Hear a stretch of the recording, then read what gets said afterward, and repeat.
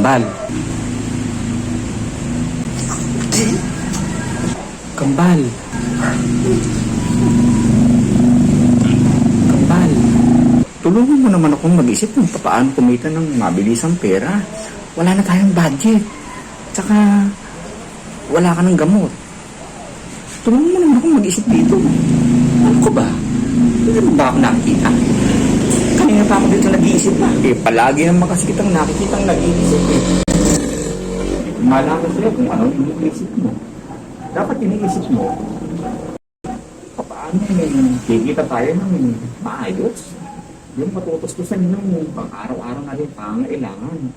Alam mo, Kambal, ako'y nahihirapan. Sana, sa ganyang paraan, matulungan mo man lang ako. Huwag yung kung ano-anong iniisip mo. Kambal.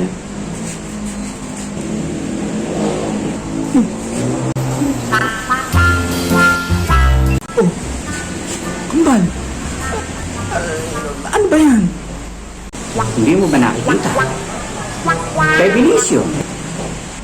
Oo, alam kong TV. Saan galing yan?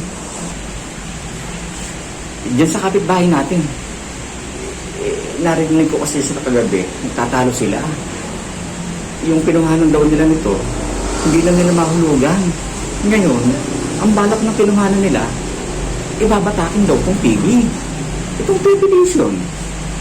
Ngayon, kung babatakin, may posibilidad na masira.